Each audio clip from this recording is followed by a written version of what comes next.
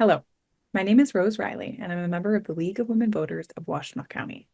Welcome to our online candidate forum for the November 5th general election.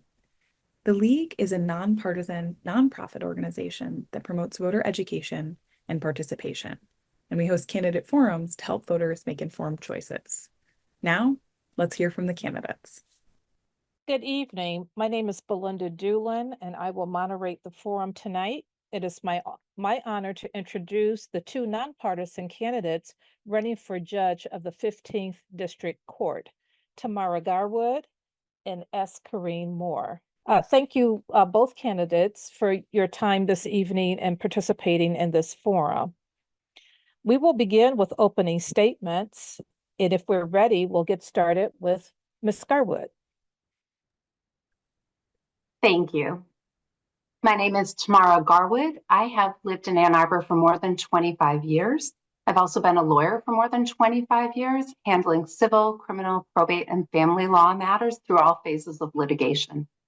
For the past 8 years, I've had the honor of being on the bench as the magistrate for the 15th District Court, the Court of Vacancy. And this gives me a unique eye to the needs of our court and to the great successes we have in Ann Arbor. Every day on the bench, I hold people accountable for their actions. I protect the rights of the individuals who come before me and protect our community with fair, just, and equitable decisions. Every day, I work to end cookie cutter justice, holding people as individuals, not their criminal histories or the crimes that bring them to court. I work to expand our community outreach and our youth engagement, getting to young people early and often so we can try to end the school to prison pipeline. I also work to increase the efficiency and effectiveness and inclusiveness of our court. In this election, my bench experience, my compassion, and my judicial temperament are unparalleled, and I hope to earn your support and your vote. Thank you. Thank you. And now, Ms. Moore, may we have your opening statement? Thank you. Good evening. My name is Corrine Moore, and I'm running for 15th District Court Judge because I believe in increasing access to justice, supporting restorative justice, and protecting victims' rights. I took my first case as a first-year law student over 2 decades ago, and I went on to represent over 1,000 people who couldn't afford an attorney. I fought discrimination at the Department of Civil Rights. I've worked behind the bench as a judicial attorney and had the opportunity to hear cases as a juvenile referee. I currently work for Ellie Savitt in the prosecutor's office, doing innocence investigations and providing expungement work support. But my work isn't just in the courtroom. I'm also on the ground in the community and a leader in social justice advocacy. I have 10 publications. I've served as an Ann Arbor Human Rights Commissioner, on library board, on the board of Neutral Zone. I've founded a pro bono project with U of M law students that's going into its 10th year. We know where our justice system fails. We have pronounced racial disparities. We're weak on victim services. And it's always felt like there's been two justice systems, one for people who can and one for people who can't afford an attorney. Who we elected the seat has the ability to impact all of those issues.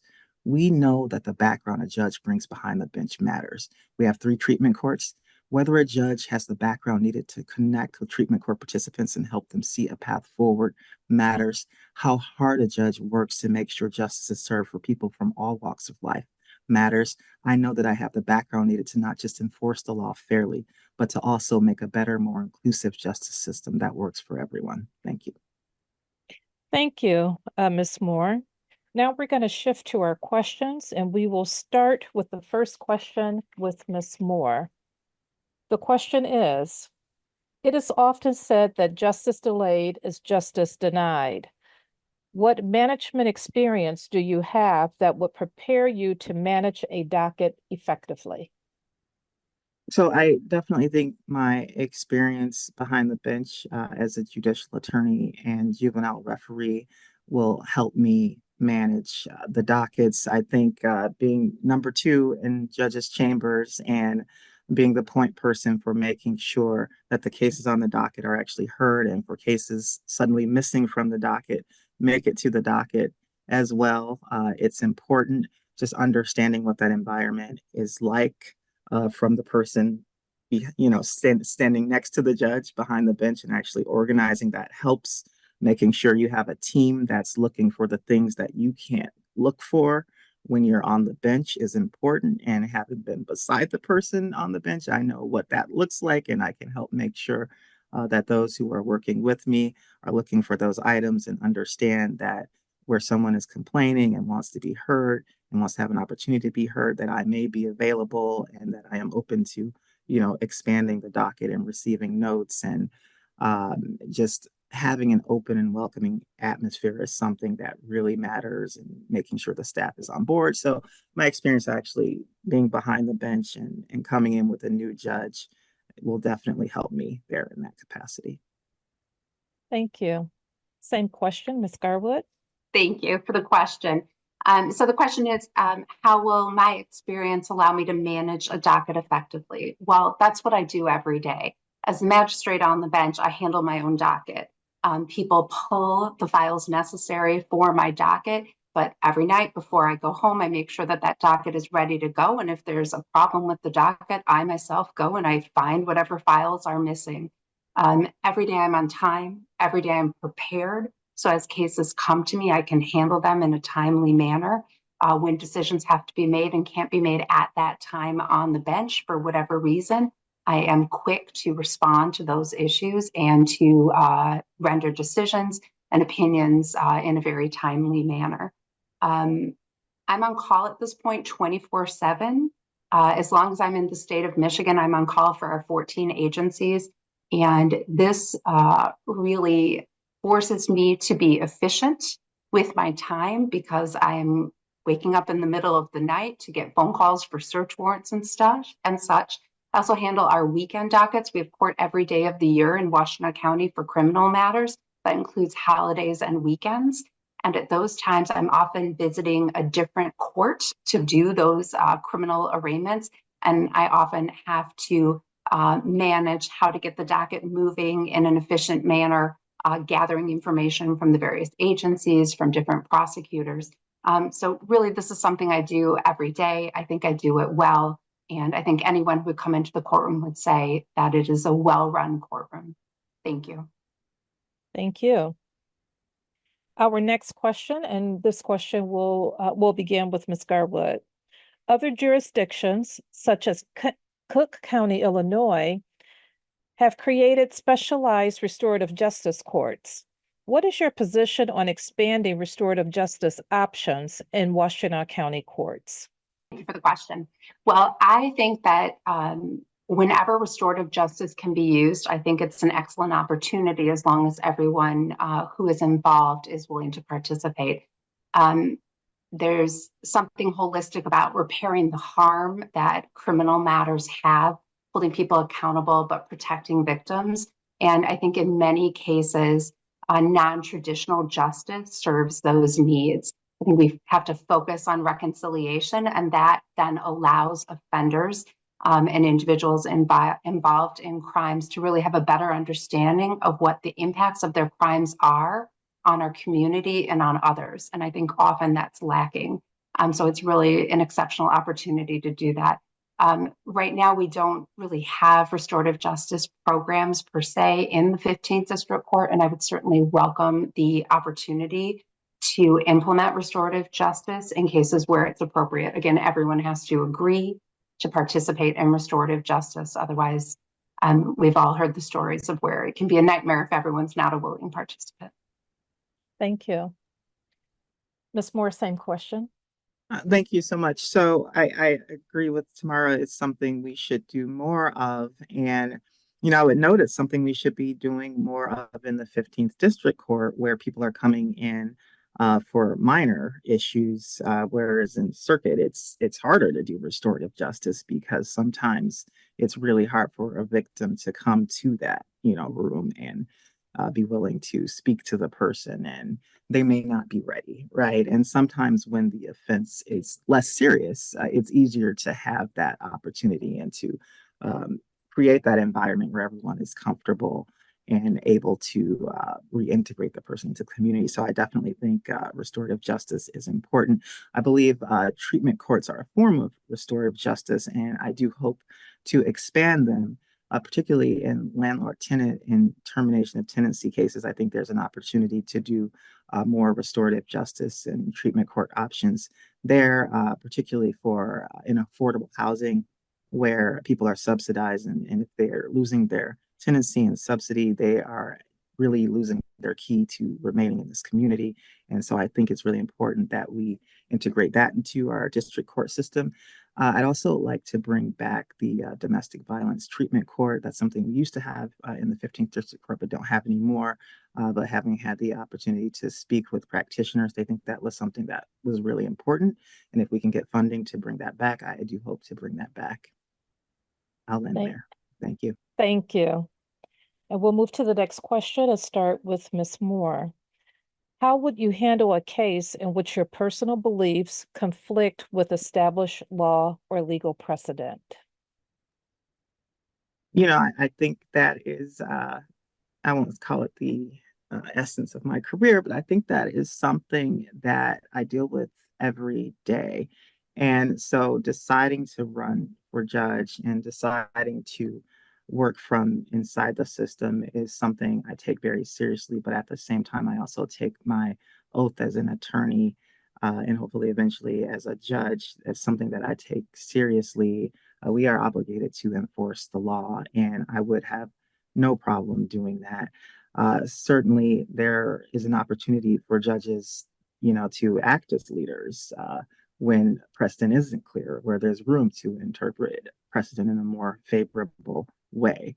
But sometimes precedent is clear, right? Sometimes the law is black and white, and it is what it is. And I do believe that judges can do more to impact change and impact policy, and that there are ethical opportunities to do that. I am a student of the former Chief Justice Bridget McCormick, who talked a lot about how judges can be advocates, and she believes are obligated actually to do more advocacy because they are witnesses to the wrongs in our justice system, and that they are obligated when there's an opportunity to serve on a task force and talk about how we should change the laws and impact how we can improve the laws, that's something that we should be doing. So I do think that I will be very active in that role.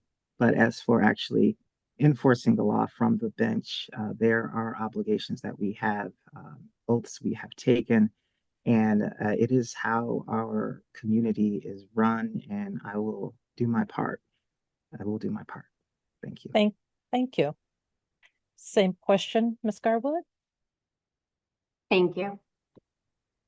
So recently there has been a lot of news about warrants that were authorized by the Attorney General's office that were brought to me at the 15th District Court regarding the encampment that was on the University of Michigan campus. And the Attorney General decided to charge 11 people, some for misdemeanor crimes and some for felony crimes. And I've started getting hate mail, and apparently there's a protest tomorrow because I have done my job.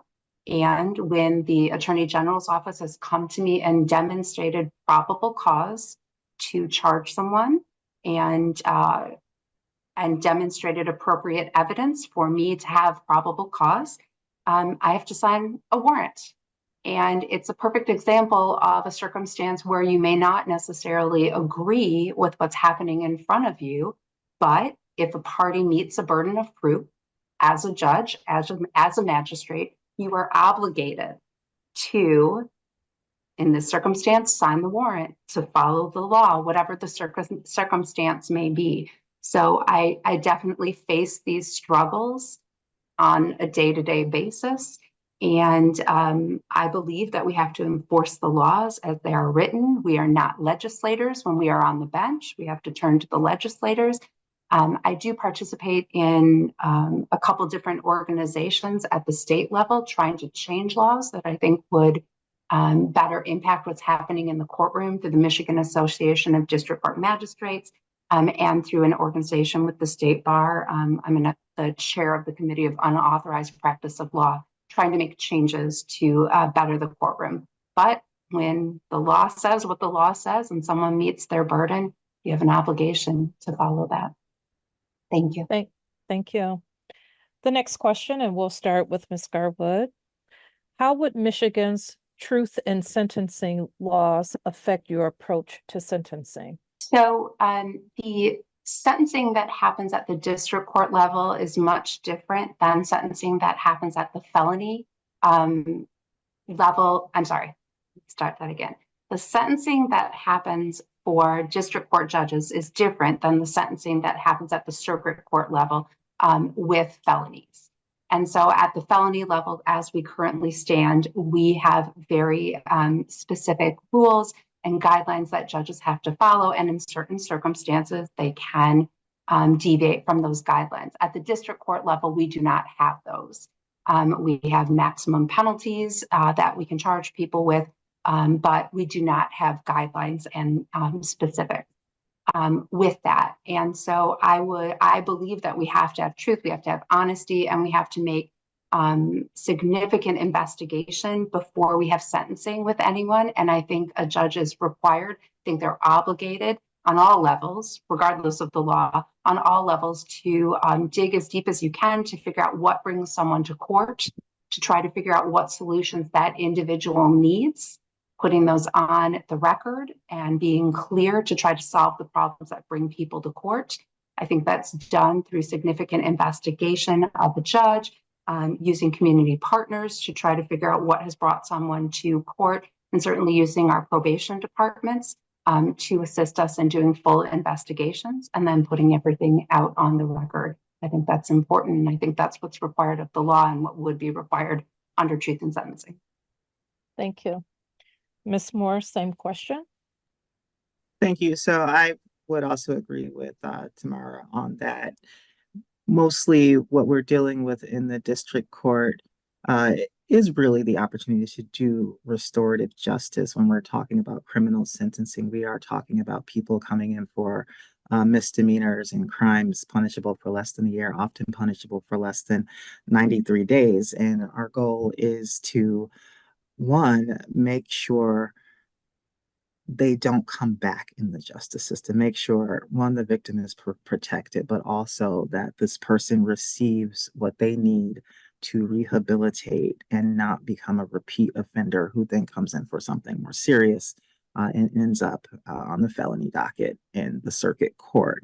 And so certainly in sentencing, we really are doing a deep dive.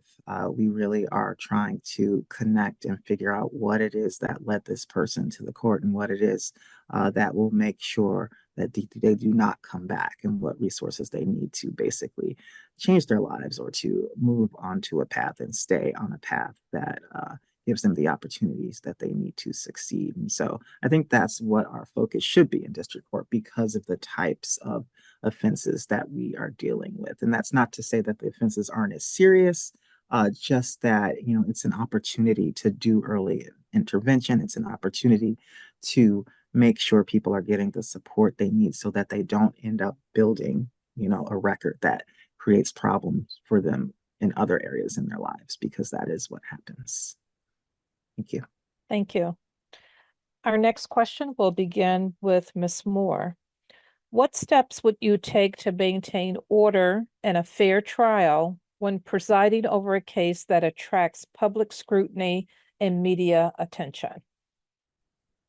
So this is one of those areas where you get quite a bit of judge training when you go to judge school, and they like to throw curveballs at you just to give you an idea of what it can be like as a sitting judge when, literally someone throws something in the courtroom or, behaves oddly. And so I think that it's important for a judge to keep their cool, to make sure to announce beforehand that this is an environment where we need to, have people quiet, have people respect the rules, and allow people to speak and to not interrupt, and for there not to be disruptions. And, if needed, to remind people of that, but to also maintain it, right? And I think sometimes just having that mutual respect and establishing it at the beginning and making sure the attorneys understand that this is not, a stage for a performance, but a place where we actually need to actually get the facts out and make sure that someone is getting their fair day in court, that's what we're doing today. We're not here to put on a show for, the media or court TV. We're here to do serious work. And, if that's not something that people can handle, then they are welcome to sit in the hallway, and watch, from the room that it's streaming on or something. There's no need to be in the courtroom if they, would like to treat it more like a movie theater where people are conversating, during proceedings. So, as far as actual attorneys or litigants causing disruptions, I think that there are opportunities just to do sidebars, to just stop court and just say we're not going to continue when people are speaking out of turn or interrupting, and normally that helps. Normally you don't need to bring in, oh, I'm so sorry, I didn't pay attention to the 30 seconds. So all right, we'll leave it at that. Thank you. Ms. Garwood, same question. Thank you. So again, this is something that I deal with every day on the bench, maintaining order and dealing with public scrutiny and attention. I just referenced the cases that there'll be a protest tomorrow at our courthouse. One of the very first things I learned when I took the bench, one of my mentors said, whatever happens, don't read the comments. And it's really great advice for anybody who's in public service, because there's always going to be somebody who disagrees with what's happening. Hopefully it's not in the courtroom, but many times it is. So when I maintain the decorum in the courtroom, it's always important for me to start in a calm manner with clear set expectations for everyone who is in the courtroom, so they understand that disruptions will not be tolerated. And it's the judge's obligation, it's our responsibility to protect the record. So to make sure that we have a proper recording of everything that happens in court, because if something goes wrong, that's our only mechanism to figure out what to do if there's some kind of error in what's happening in the courtroom. In my experience, when I've had problems with people misbehaving in court or creating disruptions, I am very quick to stop them. I'm very quick to take a break, to leave the bench for 2 minutes and take a break so I can remain calm, bringing in extra officers when necessary. And I just make it very clear that I do not tolerate interferences with the record. That's my responsibility and obligation.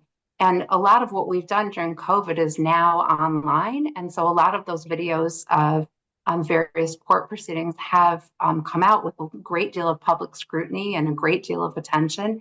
And I think it's good. It promotes transparency for the judiciary and for the courts, so people can see what justice actually looks like on a day-to-day basis. Thank you. Our next question, and we'll start with Ms. Garwood. What, if any, considerations would you give to mitigating circumstances, such as a history of domestic violence, PTSD, or other forms of trauma when making sentencing decisions? So this is one of those issues that's near and dear to my heart. In my opening, I talked about the importance, I believe, in putting an end to cookie cutter justice. And so we have to accept people as they come to court. And part of that is realizing that everyone has different life experiences, and that's how they arrive. And so we have to meet them where they arrive when they come to the courtroom. And I believe in most cases, most people aren't out committing crimes for fun because they want to. There are those people, but most people are in circumstances where oftentimes they're left with difficult decisions. Just the other day, we had a domestic violence case where there are 7 cases where the woman who was in front of me was the victim. And now this is the 8th case, and she's identified as the aggressor. And so certainly as I'm dealing with this young woman, I am looking at all of her interactions that she's had that have been reported with the police. I'm interacting with her attorney, trying to figure out what kind of resources does this person need, so that, as Ms. Moore said, she and I definitely agree on this. We need to get to the root of the problem that brings people to court. And if we can help them so they never come back to court, except for regularly scheduled appearances, if we can help them so they never come back to court, then the court has success. And so that's why I believe we have to look at mitigating circumstances. And we have to see people as a whole person, not just as this one event, so that we can do that. Thank you. Thank you. Ms. Moore, same question. Okay, thank you. So the first 12 years of my career was in victim advocacy. I represented crime victims, mostly domestic violence survivors, in all sorts of different cases. I tried to do it holistically, be it an immigration case, or a public benefits case. I tried to figure out how to help them stabilize. So it is something that is very important to me. And I tell people all the time, the state of Michigan, believe it or not, ranks dead last in providing victim support services. It's something that we do not do well and that we can do better. And if we acknowledge and understand that the more times people are touched by the system, and often those first few times, it's usually as a victim, and it's usually where we had the opportunity to provide them with support and we did not do so. And when victims do not receive the support they need to stabilize, rehabilitate, and recover, they are more likely to come back as offenders. And so we do have to, as Tamara said, accept people as they are. And I don't see it so much as impacting their sentence as impacting what their treatment plan will be, because I hope that people will want to come into treatment court and want to receive the services that they didn't receive, that led them on this path in the first place, that they will truly come as they are and work toward getting on a path that gives them what they need to recover and to re-enter the community as a stronger, more successful person. Thank you. Thank you. Okay, this next question will be our last question for tonight's forum, and we'll begin with Ms. Moore. How would you balance being an independent judge and an elected official? Okay, so how will I balance being an independent judge and an elected official? All right, so I think that it doesn't sound to me like an issue. And I think some of that is because of how our judiciary is elected and how it comes to the bench. And the reality is we reelect our judges every 6 years, and very rarely does anyone run against a sitting judge. And so in some ways that allows it allows us to do our jobs well with respect to the oaths we've taken and with respect to our duty to enforce the law. And so in a sense, it's an opportunity to do what is right, and not just do what you think is popular, or respond to protesters just because it's what you want to do. I don't think there's as much pressure to do that. I think it's important that judges are independent and respecters of the law and prioritize the law in the courtroom. And so I do think that's important. And I do think there are appropriate ways for judges to advocate and work to change and improve the law. And, I plan to do that. And I also plan to be a judge who is more welcoming and more open and more willing to enforce progressive measures and in the courtroom if I am elected. And so that's something that I will do. But I do think that we're in a good position just based on the way our judiciary is set up to remain independent and to behave accordingly. Thank you. Thank you. And Ms. Garwood, same question. Thank you. So in my current position, I'm appointed to the bench, and I am accountable to the chief judge for the 15th District Court. And I think when we look to judges and the independence and how to balance being an elected official, certainly judges are always accountable to the voters. We're also always accountable to the Judicial Tenure Commission, so that we can't run wild or run amok doing things that legally we're not allowed to do or we don't have authority to do. But I do note that judges have to be careful. Oftentimes as elected officials, we are out promoting certain issues, promoting certain ideas that we want to accomplish. Many judges often are trying to be sort of legislators from the bench. And certainly we have to follow the rule of law, but we have to be careful because we can't disclose information demonstrating how we might rule on a particular issue. And we have to remain unbiased, and we have to remain fair, and coming into court with an open mind. So I think it's a balancing act. Certainly, Ms. Moore is correct. People don't run against incumbent judges. It's just not something that happens. But I do think as judges, we have to be mindful and careful that we're not taking steps in our position as elected officials to demonstrate how we would rule on particular issues, because then that does suggest some form of bias. Thank you. At this time, we will move to our closing statements, and we will begin with Ms. Garwood. First of all, I want to thank the 4 different organizations that have hosted today, and I want to thank all of the volunteers, and I certainly want to thank the moderator and our timer as well. For 25 years, I've worked to increase access to justice throughout our community and throughout the state of Michigan. I've worked to protect vulnerable individuals and to improve our justice system. When I was outside of the court, I worked hard to make changes in the court, and now inside the court, again, I've talked about my 3 main principles trying to improve our court system. For 8 years, every day, my bench experience, my compassion, and my judicial temperament have been on display, and I welcome anyone who would want to come into our court. It's an open court. You're welcome to come in, and you're welcome to see that on display. I'm running to expand my life's work. I'm dedicated to justice. I'm dedicated to the law, fairness, and equity, and improving the lives of the people who come to court, whether they're members of our community or they're just passing through. I hope that everyone will check out my website, Garwood for Judge, check out our feed on Instagram.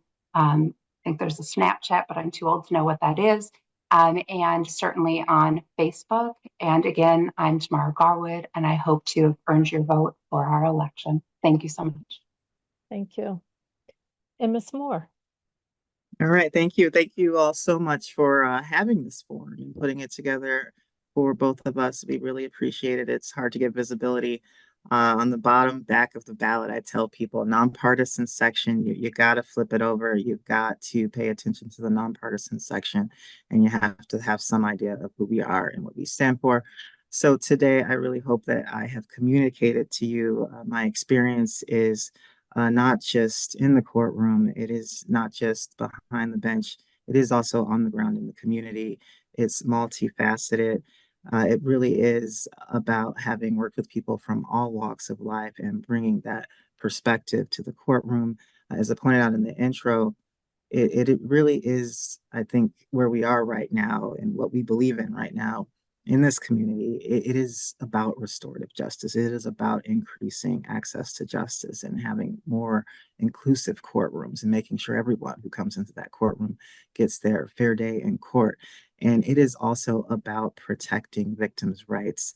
I don't talk a lot about me, but I have been in the Ann Arbor community for about 22 years. I'm a double Wolverine. I graduated from U of M for undergrad and law school. I am raising 3 children here in the community. And so I am human. I'm not just a robot, even though it does seem like based on my resume that all I do is work all day and all afternoon. That's true too. But all right, thank you all so much for having me. I went too long again. I'll get better at it. Tammy knows I'll get there. I want to thank you both for your time this evening and your participation in this very valuable session. On behalf of the sponsors of tonight, thank you and have a good evening. Thank you, everyone. Thank you so much. The League thanks the candidates and volunteers who participated in today's forum and the community members who submitted questions. Please urge others to view our forums.